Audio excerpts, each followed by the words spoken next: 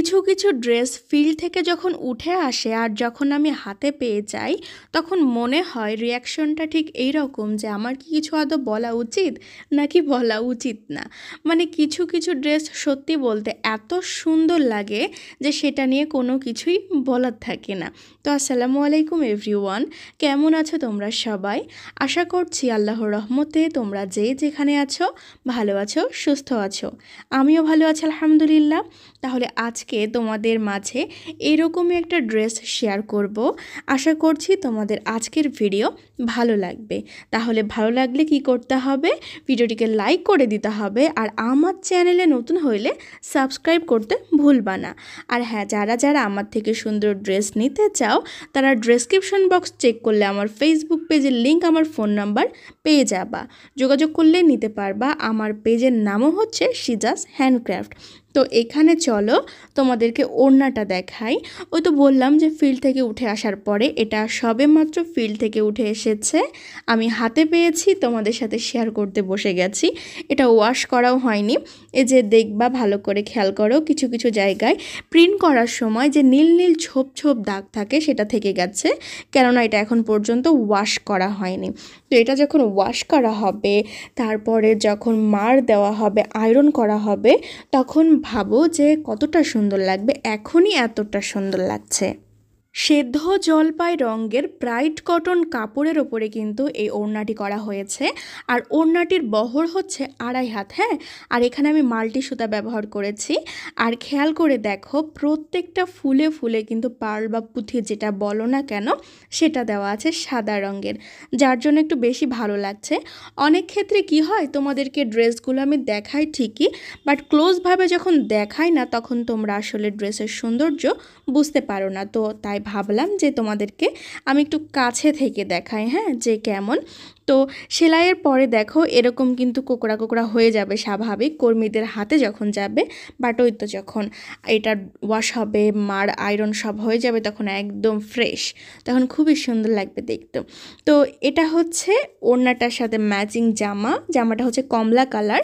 খেয়াল করে দেখেছো কি যে ওড়নাতে আমি কিন্তু মাল্টি সুতা যেগুলো দিয়েছি তার মধ্যে ছিল কমলা কালার সুতা, ম্যাচিংটার ব্যালেন্স ঠিক রাখার জন্য। আর জামাটাতে দেওয়া হয়েছে সেদ্ধ জলপাই। হ্যাঁ, তো এই দেখো এটা হচ্ছে জামাটা কিন্তু একদমই হালকা পাতলা না। এর আগে আমি এরকম ডিজাইন করেছি, বাট ওইটার কালার আর এটার কালারটা তফাৎ ছিল। মানে বিষয়টা হচ্ছে কালারের ক্ষেত্রে। হ্যাঁ, ওইটার কালারটা ছিল, ওড়নাটা বেশ গাঢ়, একটু কালচে কালচে ভাব ছিল, আর এটা হচ্ছে হালকা। আর তার সাথে ওটার কাজের তুলনায় এটার কাজটা হচ্ছে আলাদা। এই হচ্ছে দেখো জামাটা, বুঝতে পারবা জামাটা হচ্ছে একদম থোকা থোকা ঝাড় করে করে করা। একটা ডিজাইন যখন তৈরি করি তখন সেই ডিজাইনটা দিয়ে শুধুমাত্র যে একটা ড্রেস করব বা একরকম ড্রেস করব এরকম কিন্তু আমি করব না। আমার কথা, একটা ডিজাইন দিয়ে কিন্তু বিভিন্ন রকম করে করা যায়। সেটার জন্য অবশ্যই তোমাকে বুদ্ধি খাটাইতে হবে, তোমাকে ভাবতে হবে সেটা নিয়ে যে কিভাবে করলে ভালো লাগে। ওই তো বলে না, সেম জিনিসের মধ্যে থেকে বহু কিছু বের করে আনা যায়, এইরকম ঠিক বিষয়টা। হ্যাঁ, তো এই তো জামাটার হাতাতেও কিন্তু কাজ আছে, আর পিঠেও দেখো ঝাড় আছে। তো কারা কারা এটা টিউটোরিয়াল চাও আমাকে জানিয়ে দিবা। আমি আসলে একটু চাপের মধ্যে আছি, একটু ঝামেলার মধ্যে, ব্যস্ততার মধ্যে আছি, যার জন্য তোমাদের সাথে আমি টিউটোরিয়ালগুলো শেয়ার করতে পারছি না। একটু ফ্রি হয়ে নিই, তারপর তোমাদের সাথে সবগুলো টিউটোরিয়াল আমি এক এক করে শেয়ার করে দিব। আর তোমাদের কমেন্টের হয়তো সবার উত্তর আমি দিতে পারছি না, আমি হয়তো বললাম একটু ব্যস্ততার মধ্যে আছি। একটু ফ্রি হইলে প্রত্যেকজনের রিপ্লাই আমি ইনশাল্লাহ দিয়ে দিব। জামাটা হচ্ছে ভয়েল কাপড়ের ওপরে, ব্রাইট কটন কাপড়ের ওপরে সচরাচর জামা করি না, কেননা ব্রাইট কটন কাপড় দিয়ে যদি জামা বানানো হয় তাহলে তোমাকে ইনার পরতে হবে, আর সবাই কিন্তু ইনারে কমফোর্টেবল না, যার জন্য আমার কাছে ভয়েলের সাথে ব্রাইডের এটা কিন্তু বেশ ভালো লাগে, যার জন্য আমি এটা বানাই। তো এই তো জামা ওড়না, বুঝতে পারছো জামাটা কিন্তু বেশ ঘন কাজ, হ্যাঁ, সিম্পল না। আর ওড়নাটি হচ্ছে মাঝারি, কিন্তু আবার ওড়নার চারিধারে যেহেতু কাজ আছে সেহেতু এটাকেও কিন্তু সিম্পল বলা চলবে না।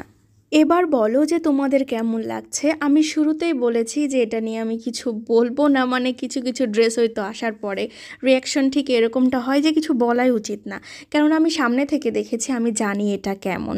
তো এবার তোমাদের মতামতের অপেক্ষায় থাকবো যে সত্যি কি ভালো লাগছে দেখতে, অবশ্যই জানাবা। আর যদি আমার ভিডিও যদি তোমাদের একটু বেশি ভালো লেগে থাকে তাহলে শেয়ার করে দিও। আর তোমাদের মতামতের হয়তো অপেক্ষায় থাকবো। আর চ্যানেলে নতুন হলে সাবস্ক্রাইব করে পাশে থেকো। ভালো থাকো, সুস্থ থাকো, ধন্যবাদ, আল্লাহ হাফেজ।